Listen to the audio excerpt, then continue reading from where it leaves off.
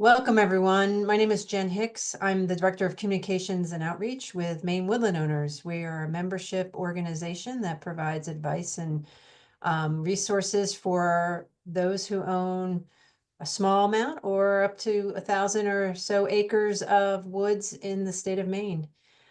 Today, we have one of our most popular programs, Fireside Forestry with Bob Seymour and Jessica Leahy.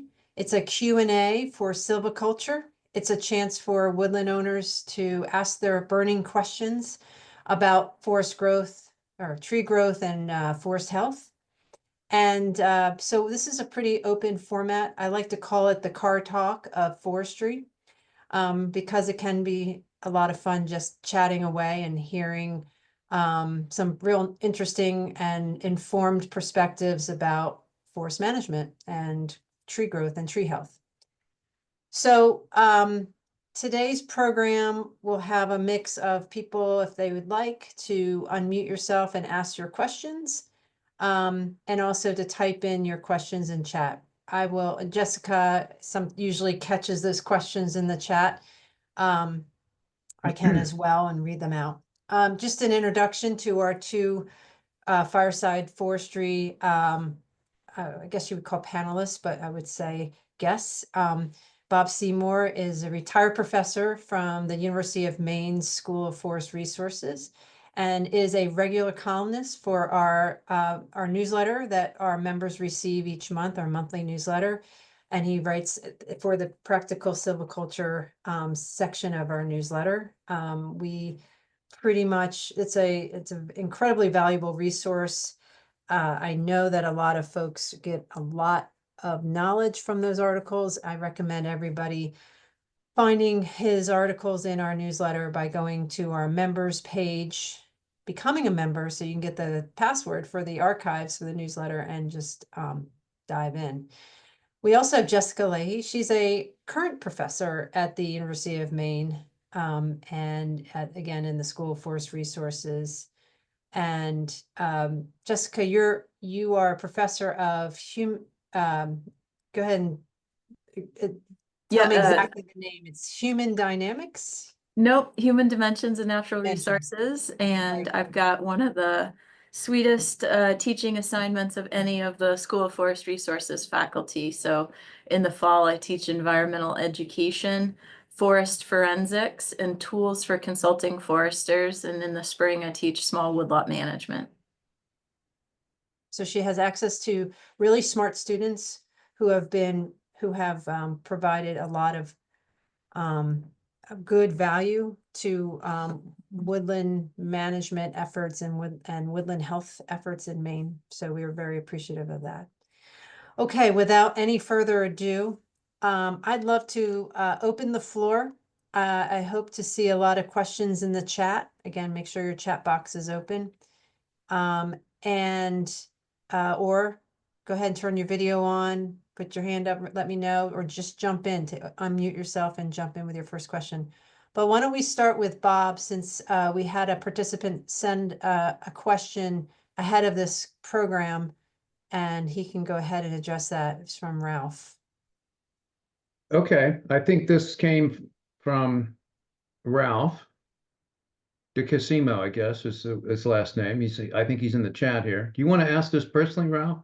It was about skid trails. He's muted. Okay. Ralph, Okay. do you want to jump in?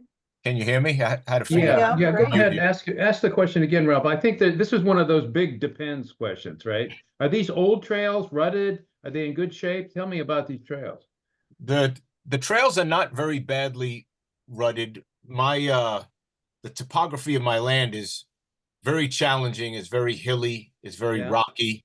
I don't have a lot of level ground, but there are a lot of old trails from past logging that took place, long before I owned the property. Yeah.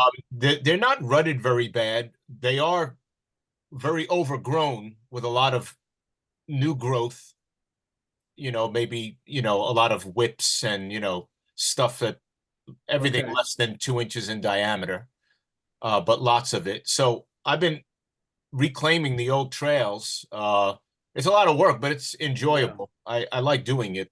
Oh, And, you know, my goal is to access, there's some good hardwood, a lot of diseased beech at the furthest corners of my property that I want to remove and use for firewood, but they're hard to get to. So I have to reopen these trails to get to them. And I've heard different things. Some people have said that you should, some of the old timers say you should let those old trails regenerate and just cut new ones. And then, you know, I've also heard that because the ground gets compressed on these old trails, nothing really regenerates that well. And you're better off just reopening the old trails because they're kind of already, for lack of a better term, ruined, and reuse them. And that's what I've been doing just because it seems the easier of the two. I can clear more ground because I can just go in and cut all those small whips down a lot faster than starting to take bigger trees that maybe I don't want to remove out of my way. What do you have for a machine? Yeah, what are you going in with? So eventually I'd like to get to the point where I can take my tractor, but I can't get there yet because they're just not open enough. So I go in with a side-by-side in the door. and I skid logs out with a skid cone and chain. Yeah, if I want to, we do the same thing. Yeah, that's what I do. If I want to cut it, I have a you know, entry-level mill and I mill some stuff. And then other stuff I just cut up and put it in the back of the side-by-side for firewood. Yeah. Well, I think I'm in the camp. I've become, I think, in the camp of reusing these old trails. I think for the latter reason that they tend to, especially skid trails where the wood was dragged, right? And you got rubber tire skidders with chains usually probably are packing the ground. However, if it's regenerated, it's a harder question. So I think if I were going to manage say a commercial logging contractor, that it would be a harder choice because I'd have to go out and walk and see if these trails are in the quote the right place, you know, or they just sort of run around haphazard. A good trail network ought to be planned with the topography and any wetlands and, you know, all the obvious factors. So if they're not in the right place and they should be relocated, then having a commercial harvester do that is easy, of course, because they just cut it in front of them and it's done. If you're using, we were just up on our Wickapee Woods property, and it was logged, what, 7-8 years ago now, and we were hosting a small tour, a couple people, and it's actually getting hard to find the trails there in places where we had a fairly light harvest, where the slash was accumulated in the trails. There's certainly zero site damage. I wouldn't say they're regenerating yet, if ever, because of the slash component, not because of soil compaction, but because of the slash load from the tops of the harvested trees. But we, of course, laid those out very carefully, and I would plan to probably use them again, right? Because we try to, as I've written about multiple times, minimize the area in these things down to like, 10 to 12% if you can. You just want to access parts of your woodlot, so I think you have probably a better feel for that, what that would look like in anybody. And so I would just keep going with what you need is a skidder for a day, and you can just drive over all that stuff, right? And then smash it down with a blade, and then you're good. And then you can probably get your tractor in there if it's a good 4-wheel drive one. Yeah, So that's that probably, the one with the that we saw like at the Russell Black's field day that would sort of grind it up with the, like on a skid steer or something. You'll have to help. Well, that's another option. I don't know how tall of vegetation they can handle. I actually don't know. They're pretty rugged machines, right? The big you mean like a forestry mulcher? Yeah. Yeah, but they're a really heavy duty thing. They're like a couple $100 or more an hour if you want to. And there are people that have them, and it might be worth it. We've considered that on ours. We have the same problem. Stuff is growing in, and we, at a certain point, you get like a bunch of 2- and 3-inch trees. You can't go driving over those. You're going to do damage to your machines, your tractors at least. Right. And So you really do have to cut them. And then if you got 500, 1,000 per acre, that's tedious for sure. So, I think I'm seeing that more. I like Ralph, that story of, you know, the conflicting advice. Certainly I've heard that too. And it's always the devil's in the details in terms of when something was harvested, how it was harvested, you know, what machinery was used and all of that. But the work that Bob and I were doing with in New Brunswick and Nova Scotia, I was hearing more and more people kind of going to like a permanent trail system. And in part, another reason would be that you know, the operating conditions are not that good and the shoulder seasons are getting a little bit longer. And so can be more rutting when stuff is happening. And so then if you rehab that and then use it again, because it can affect the maybe where before you might have had a trail and have it regenerate. Now maybe it's more likely to be set back a little bit further and you could just have a permanent trail system. yeah, I think that's well stated. I think that as machines get bigger, even cut the length, which is much more benign than, let's say, grapple skidding, the forwarders are getting so big that unless they really have nice dry soils or like a really heavy slash load, they're going to break through and you're going to have problems. And we've had problems. And I think it looks awful when you rut up a main trail. All the side trails are fine. And this especially happens if you reuse old trails, right? Because there's no brush to cut along them. There's a lot of reasons why that, you know, if you're coming in with a commercial harvest, I would reconsider maybe reusing, and I might find new places. I don't know. It's hard to say without seeing it, but and just essentially treating those forwarder trails that get damaged or remain skid trails. They're a very tiny fraction of the land area if you actually do the math on it, but they're very conspicuous. Treat them like roads or winter roads used to be, where you would actually drive in, right, and load your truck in the woods, make a landing out of it. They've become like that. And then if they get badly rutted, just make sure that in your logging contract or with the understanding with the contractor that they will rehab that with an excavator when they're all done. And we've had no problem that our contractor has done that without even asking on at least 2 occasions. I mean, you want to avoid it if possible, but like Jess says, the wet falls have just been terrible. Yeah. Someone was asking a kind of a follow-up, how much does frost heaving ameliorate the compaction? I think that's connected to this conversation. Yeah, I think, well, it depends. I think we've got trails where I think it can for light compaction. We've got trails on property we just bought. We were just up there looking at it.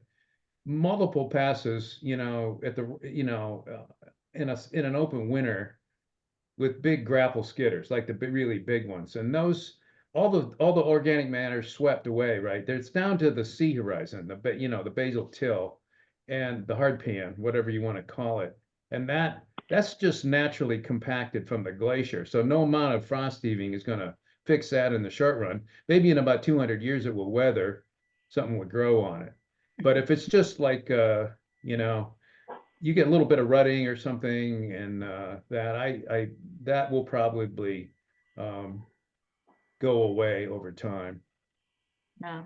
I saw Amy unmuted and then remuted, so I wanted to give her a chance to ask a question. Well, I want to answer my friend Gordon's question about beech leaf disease if I can. Okay, well, I was gonna get to that one next.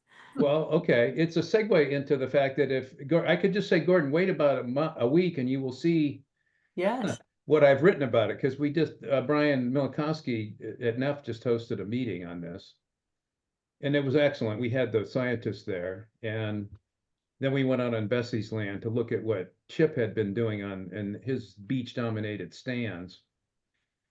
This is a nasty problem. We don't have a long enough record, really. The beech leaf disease was discovered 14 years ago in Ohio. It's moved in 10 years as far east as the beech bark disease moved in 100 years west from Nova Scotia. So it's a nasty. That's not fully understood how it's moving. And, you know, we have it bad on our lands in Bucksport. It's not yet reached Quebec, but certainly will. It's in almost every town in Maine except one, according to Aaron Bergdahl, yada, yada. So Aaron and Cameron McIntyre, the Forest Service pathologist was there talking about the biology.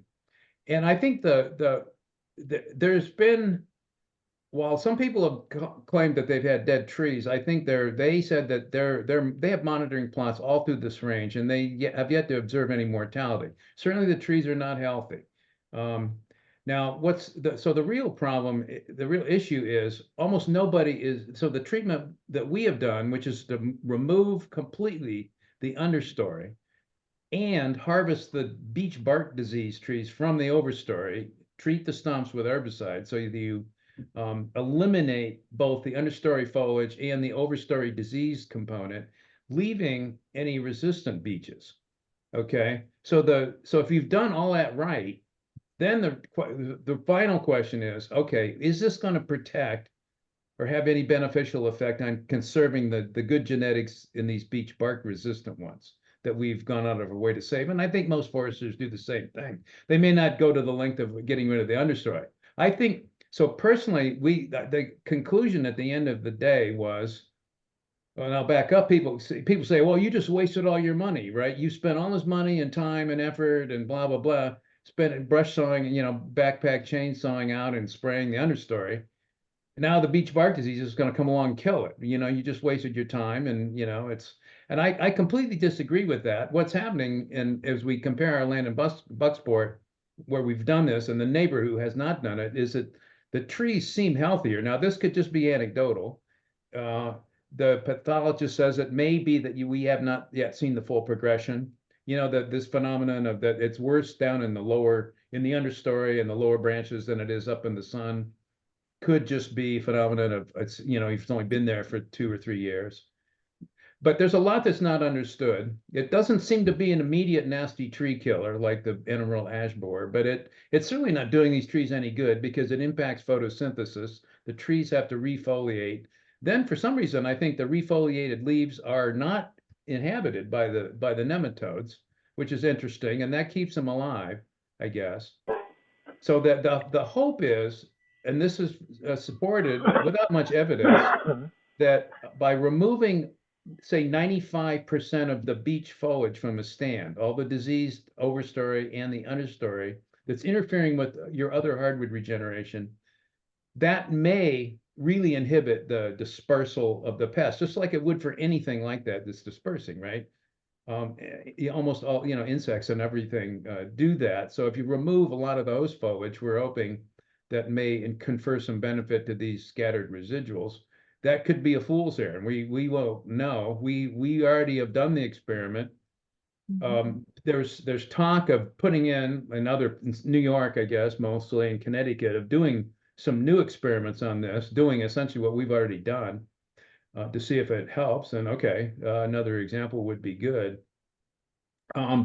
New Hampshire NRCS, the New Hampshire NRCS forester, hasn't stopped funding cost sharing for understory beech removal. And I actually don't know. I need to contact him. I don't know if that's because of a conservation issue. They don't want to be killing something intentionally that's going to, that's under attack from a pathogen, or whether it's just thought of as a waste of money because the beech leaf disease is going to kill it anyway, so you don't need to spend time and effort doing it. I don't believe the latter. I think we certainly got benefit from having done that, and it's fairly efficient treatment. So that this is a stay tuned kind of thing.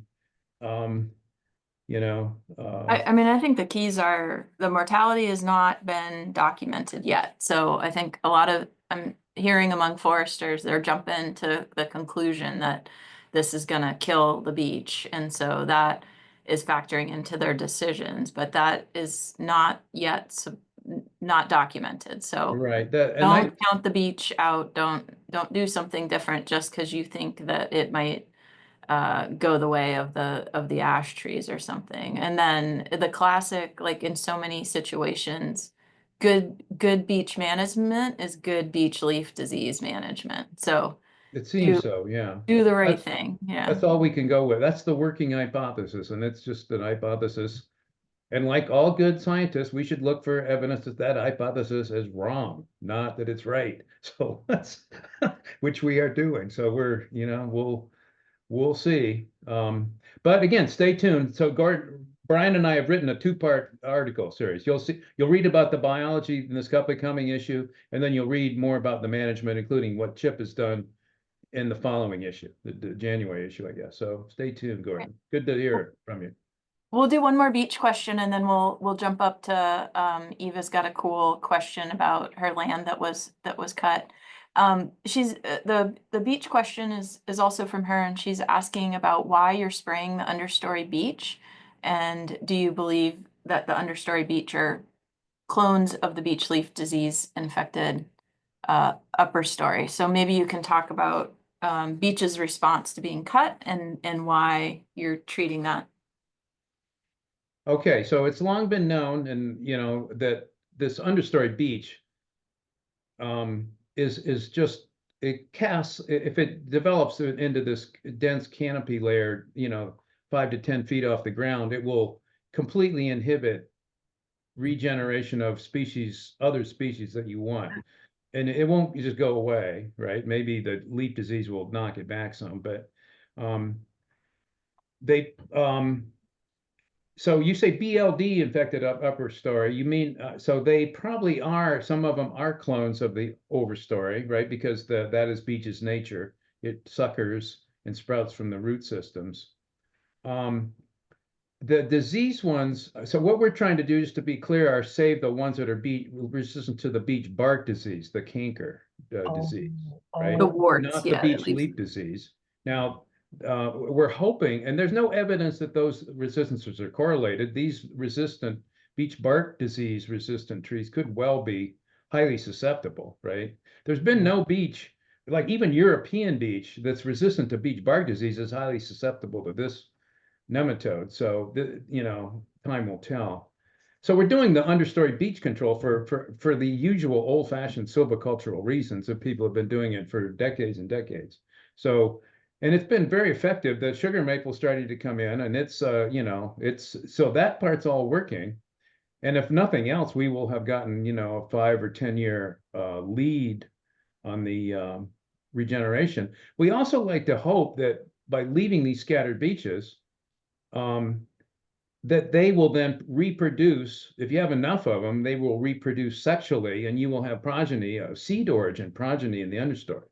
That may or may not happen either, because often they're very scattered, right? And who knows if they even cross-pollinate. But, I look at it, if you don't do this stuff, you're creating a self-fulfilling prophecy. You're just wiping out beach, and that's it, right? And beach is too valuable for that. We all want our good beach back, at least I do. So yeah, so like we were doing this before the beach leaf disease, this cutting of the understory trees, and it's because we had, I can think of one example where it was a beautiful hardwood stand, and the only regeneration was fir and beech, and yet in the canopy, or the overstory trees, there were 7 different hardwood species. And so when those trees died or were harvested, our future forest would have been fir and beech. And that's not what the diversity we wanted, or the sort of natural that got created because of certain conditions came into play. So by removing the beech that we could, we then gave an opportunity, like Bob said, for the sugar maple, ash, there's pine coming in there. So the understory now is a lot more diverse because we did that work. And if we, in the spring with the 25% glyphosate solution just around the stem is because it would re-sprout if we didn't do that. What do you want to ask your other question about the maple? Sure. You can hear me? Yeah, that's great. We've only owned this land for 3 years, and I just don't have a lot of experience in forest ecology. But I noticed that where it's been cut, almost all the maples have resprouted, from the crowns, and, it's a whole bunch of small diameter trunks. And as I kind of look around and I think, oh, geez, where are the big maple trees? Like, how will we ever get maple trees if the space is taken up by these flower arrangement style maples? So I just wonder, like, how you look at that, how you look at I love maples, Yeah. whether it's going to be Well, for these are- firewood or just whatever. This is probably, if they're really sprouting profusely, it's probably red maple, not sugar maple. Is that right? You know that, can you tell them apart, right? It is. Not that sugar maple doesn't sprout, but red maple is the one that's really, and the fact that you're getting good sprouting and they're forming small trees is encouraging. It could be worse. They could be eaten off by the deer. You'd have nothing. So here's what I would do. Now, another great long-standing practice is to thin those clumps to a single stem, right? You pick you go to my YouTube site. There's a whole video on how you do this and how you pick the right sprout. We did it with a black cherry. The simple thing to think about it is you want to pick a nice, obviously a straight one that's dominant among the others. But if the stumps were high, you want to then get one that's rooted as low as possible on the root system, so that rot won't invade from the rotting stump of the old parent tree. That actually usually these hardwoods are really good at walling off that infection. So those become really good trees. So you don't fear, but they don't become good trees if you have 10 of them and they're all fighting and then they're in this nasty clump. So just go out there with your little saw. This is a good, like you have a nice little electric chainsaw. It's a perfect tool for that. Just cut them off high, it'll look kind of messy. You'll have stubs, but those things will rot away in a few years. And then after 5 years, you have this beautiful single maple crop tree. We've done that repeatedly on our own lands, and I've done it on some of my research experiments. And the other thing it does is it keeps, by leaving one stem, if you cut them all, they're all going to just resprout and make a hell of a mess. So you don't do that. There's plenty of people that have done that, trying to favor softwood species, right? In next door, they want to release a pine. Well, you might want to do that, and if that is a big feature of it, I would personally kill those stumps then with herbicide after I cut it. Then they wouldn't sprout back. But if that's the only stocking you have, you want to cultivate it by thinning up to single trees, and you'll just be amazed at how rapidly that will respond. They just because they'll usurp that whole root system of that parent tree and just grow really fast. Well, that's really helpful. Thank you. Okay. I'm excited. Yeah, go Gives look me at that. something You'll to see it on just go to one of the silviculture playlists on my YouTube channel. I just put it in we did it just with a handsaw, right? Yeah, I put it in the chat, and I would say there's the fancy thing, if you want to add some fanciness, or if you have enough sprouts to experiment, would be to thin it maybe to 3 stems, grow 2 of them out for firewood, and then cut the 2 and keep the one growing. So there's several variations to in that way you're like a European coppice firewood farmer. Well, that's actually not a bad idea. In fact, this reminds me, this is a story that it probably interests people. Our neighbor, we live right in downtown Orono. We went on a walk around we had a neighborhood event last summer. It turns out that the Kellys, Joe and Alice Kelly, are both on the geology faculty. I guess they're retired now, but they own the state champion American chestnut tree. It was right in their backyard, literally 100 yards from our backyard. Now, sadly, it succumbed from the blight several years ago now.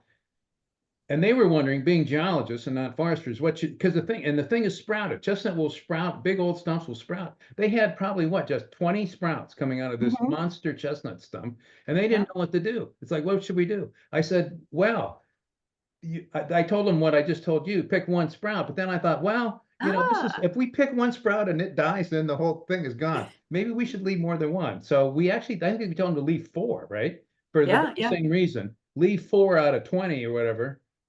Let them develop and then gradually pick the winners, right? They don't need firewood, like Jess says, but you could use it for that. And even funnier, the Kellys we would normally use Forester's flagging tape or ribbon, we call it, and they didn't have any, and we were out, it was a 90-degree day, we were in flip-flops and didn't have any flagging on us. And so Alice ran in the house and she got Christmas wrapping ribbon. And so she wrapped the chestnut trees in beautiful green and red wrapping paper ribbon, but it served the same function. Yeah, we should go inspect that. I don't think they've done this work. We should check on their work. Well, Amy had a question. Yes, She's wondering if anyone's looked into Renoster. Hello, Renoster is a voluntary carbon market startup company, and she identified they are UMaine students. So we are certainly I- looking at them as we've looked at many carbon programs and have not made a choice. And Bob's like the right. mystery shopper. So I've done this, partly I was serious, but partly I just wanted to educate myself on the way these carbon markets work. And every program is different, you'll quickly find. And then, so I could talk about that experience, which has all been, I wouldn't say negative, but we have not signed a contract. There are some certain things that just are non-starters for people. Renoster's a little bit different. They're trying to find, as I understand it, a sweet spot so they can support carbon sales to people like us and a lot of the members probably on board here today who are managing the woodlots well with a kind of a long-term perspective, growing log sized trees, yada yada. Now they're brand new, so I spent an hour and a half on the phone with them just yesterday, where they're doing. I was sort of a guinea pig focus group looking at their new dashboard they're about to unveil and sort of, how Orlando is going to look at this kind of thing. So it's a stay tuned thing. I think, Jen, didn't you just tell me earlier that they're going to speak at the annual meeting, right? Is she on? Is Sorry Jen there. on? Yeah. Yes. So there's we've another asked them stay to. tuned. Show up at Amy, come to the meeting. Is it going to be in Augusta as usual? Yes. Yep. In So person? Okay. January 15th. Yep. Okay, so then I'll look forward to that, and you'll get a good presentation. That between now and then, they probably will advance quite a bit. They're really making rapid progress. We actually submitted our lands to them, even though they don't have a formal program, just because we know these people. One of Elias Aries and one of their principals took 2 of my classes. So and Mary and others are, their more recent grads they're really trying to do their best there. And we'll see. They're what they're showing, they're trying to persuade landowners that what happens if you cut now, right? You have kind of an immature forest that shouldn't be harvested yet, or maybe just lightly thin. You could clear cut that, get low revenue and 0 carbon payments, or you could just let that grow for 20 years. Your woodlot will be 5 times as valuable because now you'll have saw logs, and we can pay you for the carbon that you're sequestering during that time. So it's like a twofer, right? And as long as that doesn't get locked up forever, right? Then that's kind of a feasible way forward for people like us who want to manage kind of above the average level of stocking, but still eventually harvest these trees because they're worth lots of money. That's why we're growing them. So we'll see how they do. I mean, it's I guess I can't say much more about it than that right now until they refine some things. It's a little, there's some uncertainty. So Yeah. But yeah, there are a number of carbon programs like Forest Carbon Works, the Family Forest Carbon Program, Land Yield. And there was a company called NCX that was doing it, and now they've sort of switched over where you can sign up with them, and then they'll suggest which programs are a fit for you. I had a student with a woodlot that he's doing for his capstone with a woodlot in Virginia. He submitted that to the NCX website, and one of the things that came back was the Natural Resource Conservation Service, the federal agency, has a program which the abbreviation is CSP, Conservation something program, and that was one of the other options. So there's just a lot for landowners to navigate. That's why we've been sort of mystery shopping them, and there's a lot of when one thing we've looked at the contracts, and it's really interesting to see the different approaches that they're doing, whether you would be selling timber rights or whether it would be a lease function. They're all a little bit different. And so we're, as individuals with land, we're proceeding kind of cautiously as we look at them to see if they're a good fit. So the land yield one, which you probably gotten social media ads for, was interesting. I thought that was like they advertised, well, there's a 20-year period of no harvest. And I thought, well, maybe, usually you like to have an entry every 15. You could probably stretch that to 5 years. Okay. That's what the programs are supposed to incentivize. It turned out that they're not taking anybody that's in the tree growth tax law system, just because I mean, I'm paraphrasing what they told me, is because if you're in that program, which I think a lot of us are, you're required to harvest at some point, and they didn't want to get into that by having people sign a contract where they couldn't cut for 20 years. There's nothing in the tree growth tax law that says you have to a time period or amount of the property. It does say you have to be generate commercial products at some point and follow the plan of your forester. I think we're still waiting for guidance from the Maine tax people on the intersection of carbon programs and tree growth. I think it's probably going to come out fine. So the tree growth is just, as long as you're following the tree growth, carbon's just you're fine selling carbon. It's not going to be a product on its own, I don't think, that replaces, saw logs and pulpwood, but I don't think they're going to be incompatible. So but I can't predict that for sure. But And Amy, yes, stay tuned. You might like these. I know some about your background, right? Because we've talked, and I think probably, I would reach out to them if you haven't, because I think they want test cases. If you haven't done that, I would. They're now advertising. They're going to be in the next month's newsletter. I saw their ad, so to reach out and see what they say.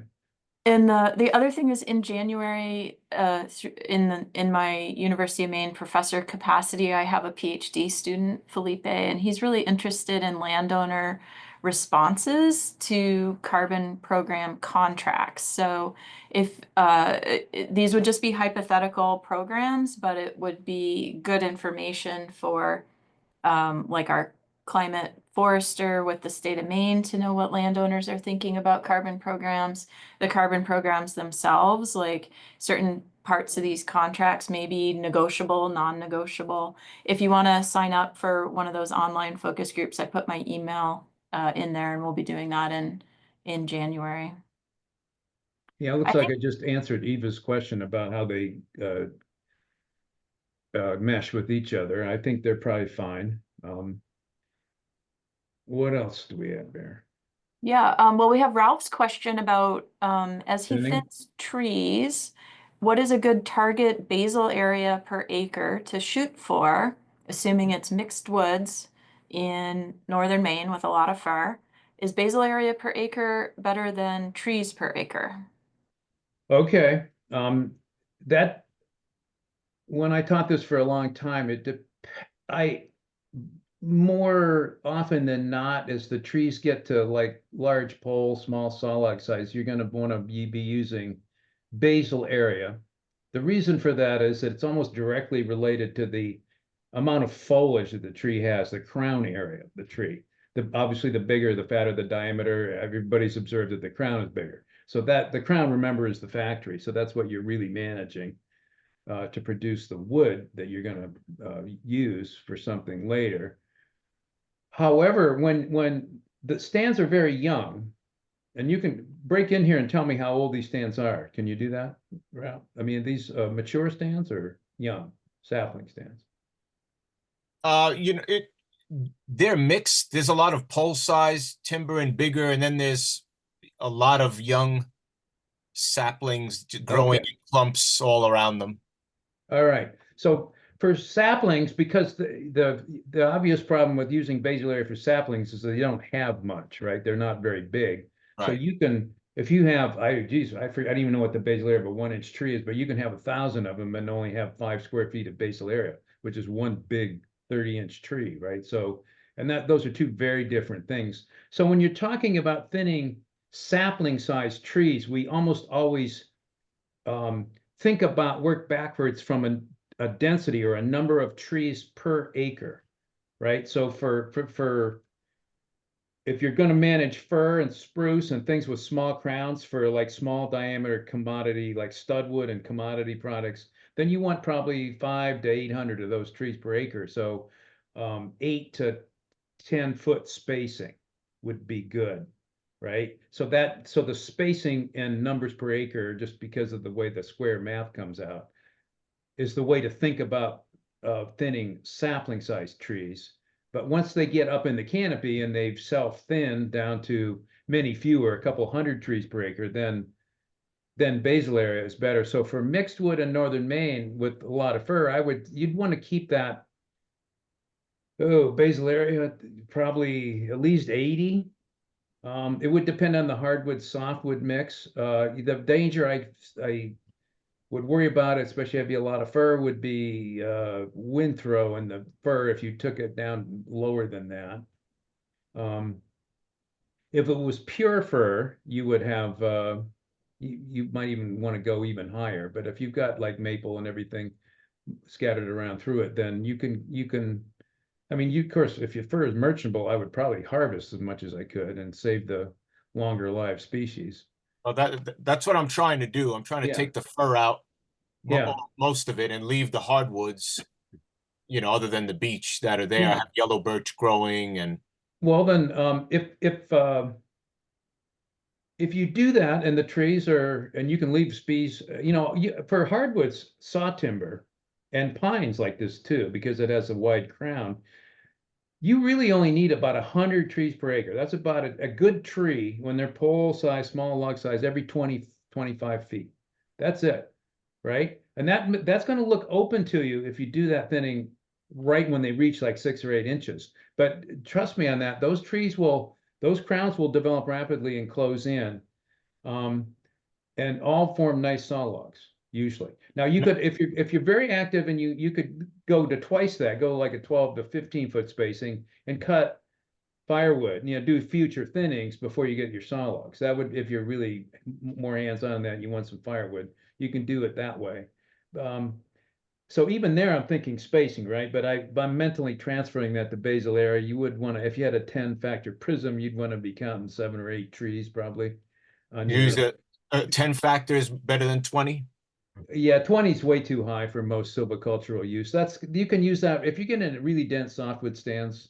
20 is a good number, but anytime you go, when you talk about managed mixed wood, you're going to be down below 100 square feet. I've had a long-standing debate among my forest measurements colleagues about this. They're just looking at purely from sampling standpoint. They want to estimate the volume with a maximum number of plots and the minimum number of trees on a point. For silviculture, you're measuring different things. You need more detail on that plot. You need the species composition.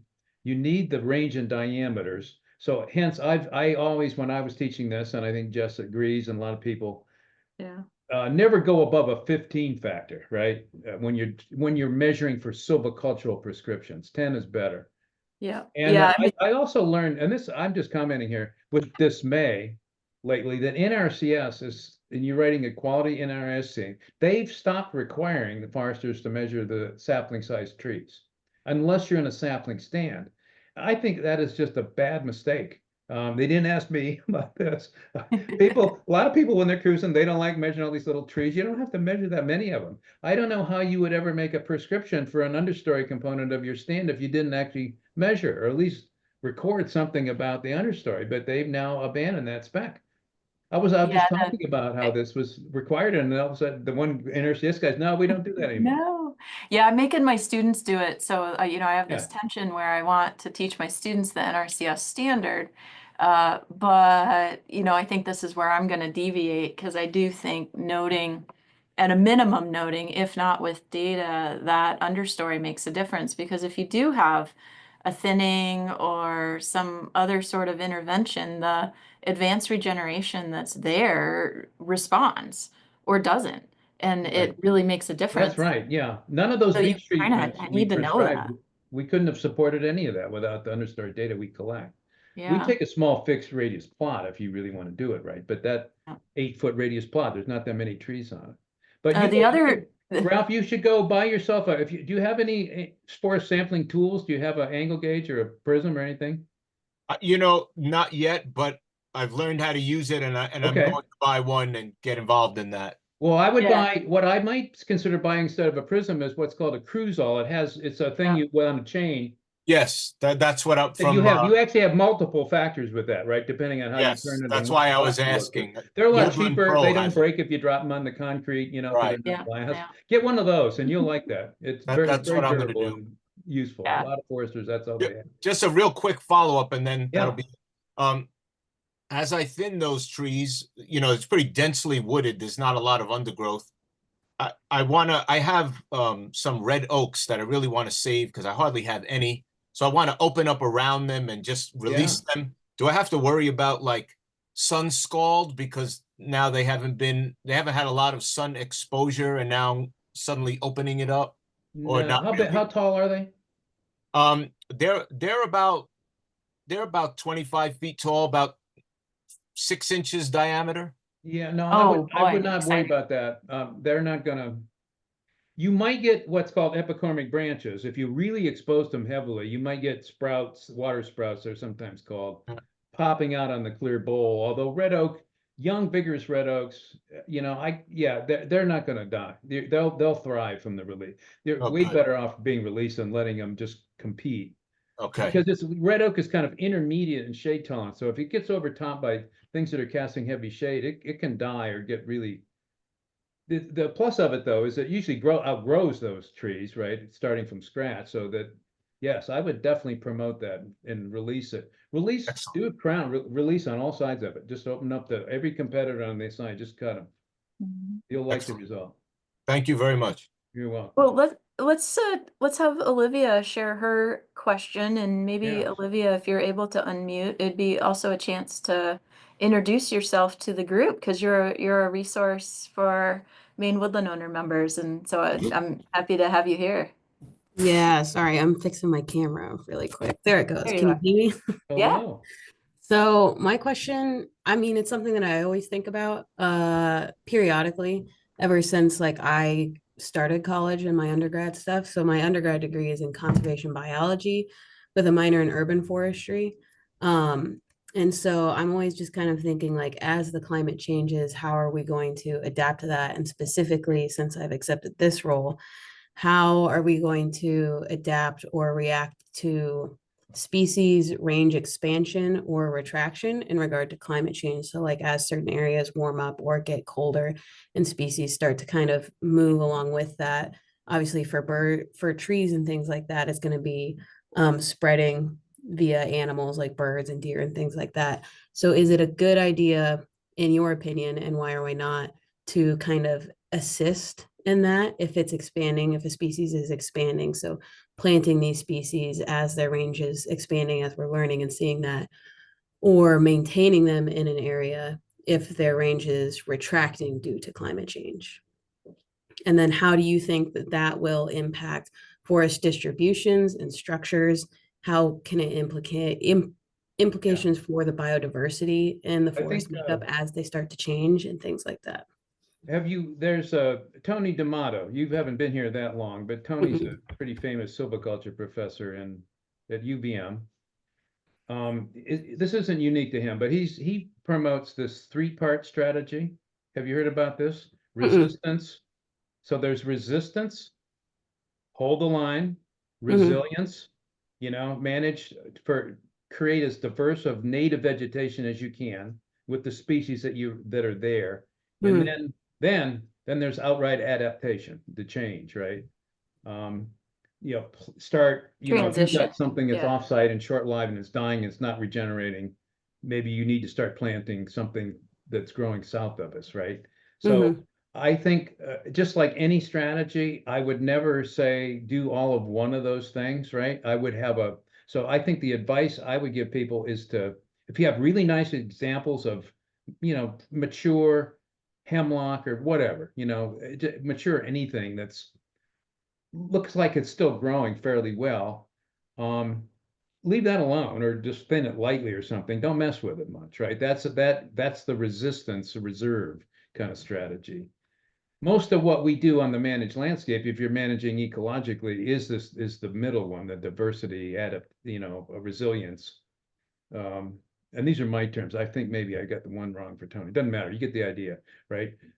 Manage under irregular shelter wood, right? That would, you know, we have 20 species here, right? In our commercial forest. It's not easy to manage this forest. They all have different silvics.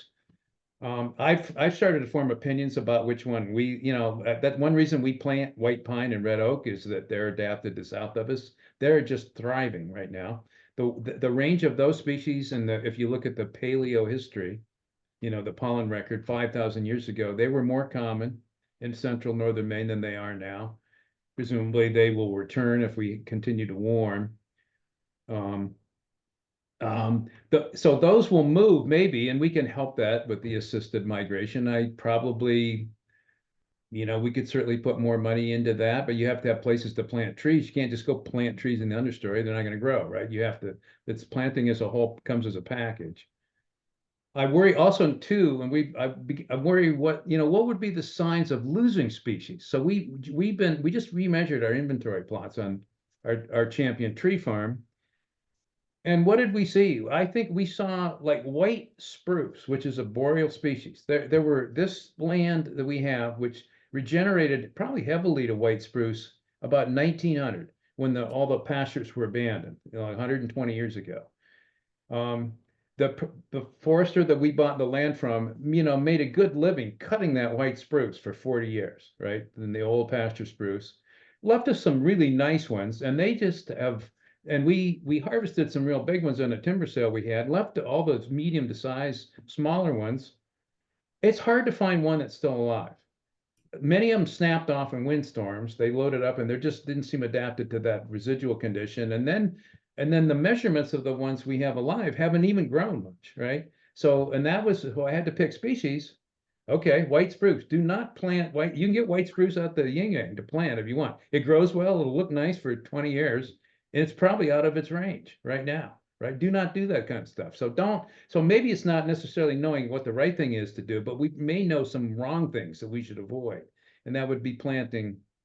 There's this phenomenon that's, it's kind of a pejorative term that the people in the environmental groups and more in the Maritimes have accused industry of borealizing the Acadian forest. And what they mean is like taking our red spruce, our hemlock, our sugar maple, and managing that on shorter rotations with species that are native north of us, right? Which is just exactly the wrong thing you'd want to do under this changing climate. This has been going on for 30, 40 years, right? They claim.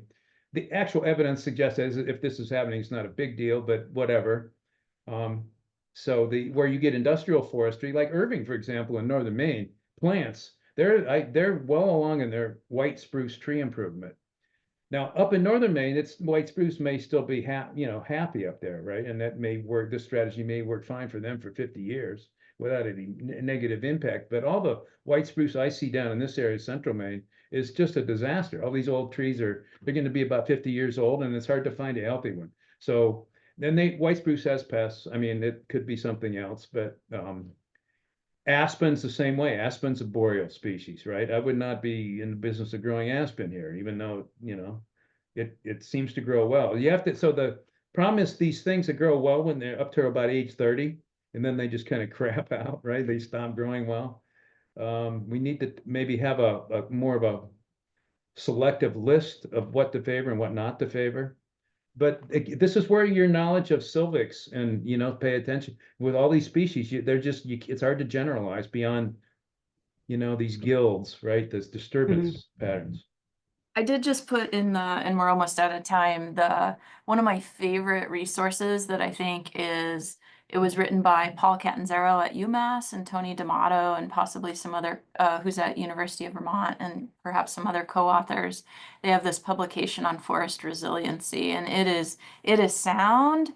It is like some really top-notch people wrote it, but it's also really accessible. So it's like, it's easy for me to consult, but it's also even a beginner landowner, a first-year student, all of that. It's just really easy I love the table of how species are projected to do under different climate scenarios. And so that helps me think about all of that stuff, but it's just got some really good principles in it. So I put that link in for anyone that wants to check out that outreach publication. And I'll probably I'd like to put that on our resource list that we have on our website. That would be that's a good idea. That's a real. Actually, we have a climate page on our website. I'll put it on that actually. A lot of people are asking that question and they don't know where to go. That is the way I'd start too. Yeah. Yes. Yeah. Well, right. I mean, and in a way, that's what these cost share programs are doing, is to help increase resiliency. That's going to save a lot of money in the long run. Mm-hmm. So we have hit our time, but I encourage everybody who is sitting on this call that didn't get a chance to ask their question to please, well, I should ask Bob and Jessica, would it be better for them to send me the questions that they have, or would you like them to reach out directly to Well, you you? can send them directly to me. I mean, my email's in every issue, right? So Yeah. just Okay, do great. that. I see Jake's got some, technical questions about things. Yeah. I'm happy to take that up with him. Right, so having even a conversation. So it would be B Seymour, Seymour at Maine. Did I get that wrong? EDU. I'm sorry, R. R. Seymour. Seymour, yeah, R Seymour at maine.edu. right. Yeah. And Jessica, what about you? Do you want me to be your Oh, buffer? I'm a little slow on email responses, so so Bob may be the better one. I'm the social scientist, but there's my email. And I'll make sure did- I'll share them whether Yeah. she wants yeah, to. yeah. hear it And or then not. but if you are interested in the focus group, that'll come to me. And I see I got a number of those coming in. So thank you guys. Thank you. And of you again, that that's have another. already volunteered. Yeah, the focus group, if it's timely, we can have it in the January newsletter. I don't know if that'll be past its date. Yep. But we always like And to get then woodland owners involved in those types of things. and Bob and I are planning on being at the annual meeting on Wednesday, January 15th at the Civic Center for the Agriculture Trades Show and the Maine Woodland Owners Annual Meeting. So that'd be another place to connect. I will, I'll wait for everybody to get their newsletter, but we've announced the keynote speaker in the newsletter, so. Okay, We it'll have be to good. wait. exciting. Well, maybe. Okay. Um, Okay. And then we have a really great Forestry for Wildlife program on this Sunday, the 24th of November in Hiram. And it's in person.